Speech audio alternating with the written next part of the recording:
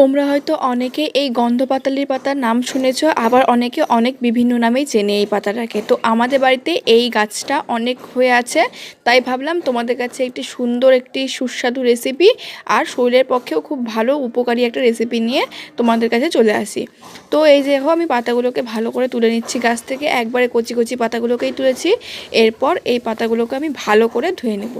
এই পাতাটা আজকে আমি তোমাদের কাছে নিয়ে চলে এসেছি কাঁচা বাটা দেখাতে। এই পাতাটা অনেকে অনেক রকমভাবে খেয়ে থাকে, কিন্তু এটা পেটের পক্ষে, পেটের যে কোনো সমস্যার জন্য কাঁচা বাটা খাওয়াই ভালো। আবার অনেকে এই পেটের সমস্যার জন্য এই পাতাটাকে রস করেও খায়। তো আমি এখানে পাতাটাকে ভালো করে কুচিয়ে নিচ্ছি, একবারে মিহি করে কুচানোর দরকার নাই, মোটামুটি ভালো করে কুচিয়ে নিলেই হবে।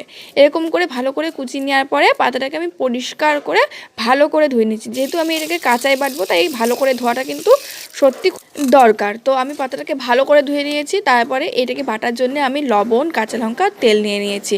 এটাকে কিন্তু আমি অন্য কোনো রকম রসুন, কালো জিরে দিচ্ছি না, শুধু লবণ আর কাঁচা লঙ্কা দিয়েই আমি পাতাটাকে বাটবো। তো পাতাটা অনেক পরিমাণে ছিল, তাই আমি অল্প অল্প করে বেটে নিচ্ছি, নাই তো ভালো করে পেস্ট হবে না। এই পাতাটাকে কিন্তু তোমরা যখন বাটবে অবশ্যই দানা দানা না থাকে একবারে মিহি করে বাটবে পাতাটাকে। তো এইভাবেই আমি আস্তে আস্তে এক এক করে পুরো পাতাটাকে বেটে নিলাম। এই পাতাটা অনেকে কিন্তু বড়া করে ভেজে বড়া করেও খায়, আবার অনেকে কিন্তু কড়াইয়ের মধ্যে টেলে নিয়ে তারপরে আবার বেটে খায়। কিন্তু আমি এটা তোমাদের কাছে যে কোনো পেটের সমস্যা, যেমন পাকস্থলীর ময়লা দূর করতে সাহায্য করে, অনেক রকমের গ্যাস্ট্রিকের সমস্যা, পেটের যে কোনো সমস্যা দূর করতে এই পাতাটা খুবই উপকারী। তো আমি এই পাতাটা ওর জন্য তোমাদের কাছে কাঁচা বাটাই দেখালাম।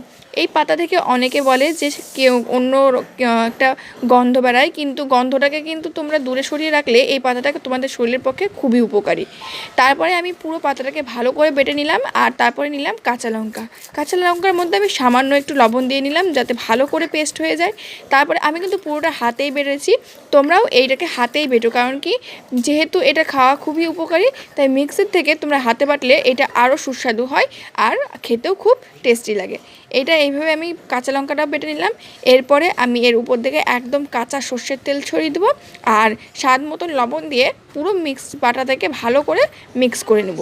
মিক্স করে নেওয়ার পরে দেখতে পাচ্ছ কালারটা কিন্তু কাঁচা বাটাটা এরকমই আসবে কালারটা, খেতে কিন্তু খুব সুস্বাদু হয় আর তোমাদের শরীরের পক্ষেও খুবই উপকারী। বাড়িতে কারোর কোনো পেটের সমস্যা হলে এইভাবে এই পাতাটাকে বেটে বা রস করে খাইয়ে দেখবে, তাদের এই সমস্যা নিমেষেই দূর হয়ে যাবে।